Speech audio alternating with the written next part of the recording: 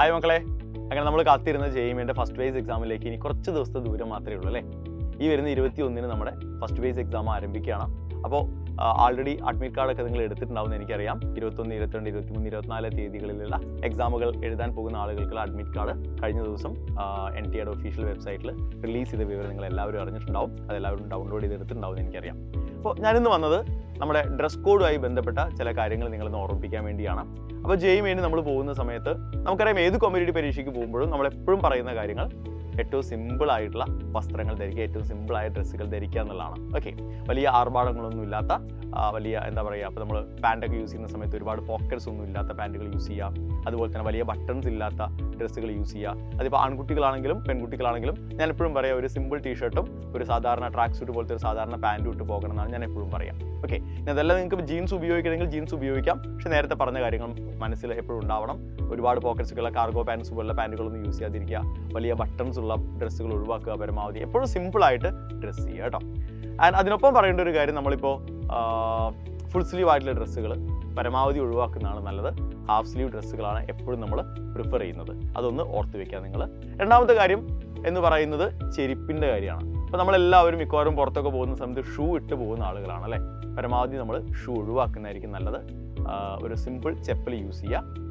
ഇനി ഷൂ ഇട്ടിട്ടേ പോകുമെന്ന് നിർബന്ധമാണെങ്കിൽ വലിയ കട്ടിയുള്ള സോളുള്ള ഷൂ ഒന്നും യൂസ് ചെയ്യാതിരിക്കുക. അല്ലെങ്കിൽ ഭയങ്കര ഹീലുള്ള ചെരുപ്പുകൾ, പെൺകുട്ടികളാണെങ്കിൽ ഭയങ്കര ഹീലുള്ള ചെരുപ്പുകളൊക്കെ പരമാവധി ഒഴിവാക്കുക. ഒരു സിമ്പിളായിട്ടുള്ള സാധാരണ ചെരുപ്പിട്ട് പോകാൻ നിങ്ങൾ എപ്പോഴും ശ്രദ്ധിക്കുക. ഇനി ഏറ്റവും പ്രധാനപ്പെട്ട കാര്യം, ഓർണമെൻറ്റ്സ് ഉപയോഗിക്കുന്ന ആളുകളാണെങ്കിൽ ഒരു തരത്തിലുള്ള മെറ്റൽ പാർട്സും നമ്മുടെ ബോഡിയിലില്ല, നമ്മുടെ ഡ്രസ്സിലില്ല എന്ന് ഉറപ്പ് വരുത്തിയിട്ട് വേണം നിങ്ങൾ എക്സാം സെൻറ്ററിലേക്ക് കയറാനായിട്ട്. കാരണം സെക്യൂരിറ്റി ചെക്കിങ്ങിൻ്റെ സമയത്ത് ഇതെല്ലാം എന്ത് ചെയ്യും, അവിടെ ഐഡൻറ്റിഫൈ ചെയ്യപ്പെടുകയും അത്രയും സമയം നമ്മുടെ നഷ്ടമാവുകയും നമ്മൾ കുറേ കൂടി പാനിക് ആവുകയും ചെയ്യും. കാരണം നമ്മുടെ സെക്യൂരിറ്റി ചെക്കിങ് ഒരുപാട് സമയം നീണ്ടു നിൽക്കുമ്പോൾ സ്വാഭാവികമായിട്ട് നമ്മൾ പാനിക് ആവും. പരീക്ഷാ ഹാളിൽ എത്തുമ്പോൾ നമ്മൾ ആ ഒരു പാനിക്ക് നമ്മളെ തീർച്ചയായിട്ടും നമ്മുടെ എക്സാമിനെ ബാധിക്കുകയും ചെയ്യും. അപ്പോൾ മെറ്റലായിട്ടുള്ള ഒന്നും നമ്മുടെ ബോഡിയിൽ ഇല്ല എന്ന് ഉറപ്പ് വരുത്തുക കേട്ടോ.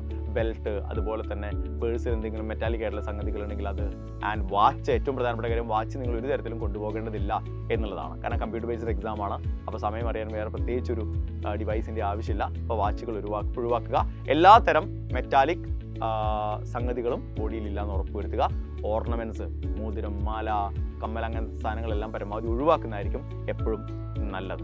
ഓക്കെ, അതുപോലെ നമ്മുടെ മുടി അല്ലെങ്കിൽ തല കവർ ചെയ്യുന്ന രീതിയിലുള്ള തൊപ്പികൾ, ബാക്കിയുള്ള സാധാരണ വെറുതെ ഉപയോഗിക്കുന്ന ഗ്ലാസുകൾ, നമ്മൾ കാഴ്ചശക്തി കുറവുള്ള ആളുകളല്ലാതെ തന്നെ ഉപയോഗിക്കുന്ന ഗ്ലാസുകൾ, അത്തരം എക്സ്ട്രാ ഫിറ്റിങ്സ് ഒക്കെ പരമാവധി ഒഴിവാക്കുക എന്നുള്ളത് ശ്രദ്ധിക്കുക. ഇനി മറ്റൊരു കാര്യം എന്ന് പറയുന്നത്, നിങ്ങളിപ്പോൾ മതപരമായിട്ടുള്ള രീതിയിൽ ഡ്രസ്സ് ധരിക്കുന്ന ഒരാളാണെങ്കിൽ പരമാവധി ഫേസ് കവർ ചെയ്യാത്ത രീതിയിലുള്ള ഡ്രസ്സുകൾ ധരിക്കുക.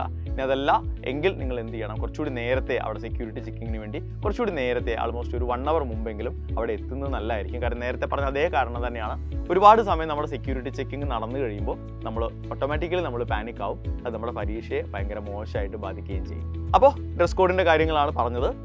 ജസ്റ്റ് ഒന്ന് ബ്രീഫ് ചെയ്യാം. ഏറ്റവും സിമ്പിൾ ആയിട്ടുള്ള ഡ്രസ്സുകൾ ധരിക്കുക. സിമ്പിൾ ടോപ്പ് അല്ലെങ്കിൽ സിമ്പിൾ ടീഷർട്ട് ആൻഡ് ഒരു സിമ്പിൾ ആയിട്ടുള്ള പാൻറ്റ്. ചെരുപ്പിൻ്റെ കാര്യം, സിമ്പിളായിട്ടുള്ള ഒരു ചെരുപ്പ് ധരിക്കുക. ഷൂ പരമാവധി ഒഴിവാക്കുക. മെറ്റാലിക് ആയിട്ടുള്ള ഒന്നും, അത് ആഭരണങ്ങളായിക്കോട്ടെ, നിങ്ങളുടെ ബെൽറ്റ് ആയിക്കോട്ടെ, എന്താണെങ്കിലും മെറ്റാലിക് ആയ സംഗതികളെല്ലാം ഒഴിവാക്കിക്കൊണ്ട് എക്സാം ഹാളിലേക്ക് പോവുക. അപ്പോൾ അടിപൊളിയായിട്ട് പരീക്ഷ എഴുതാൻ കഴിയട്ടെ. All the best.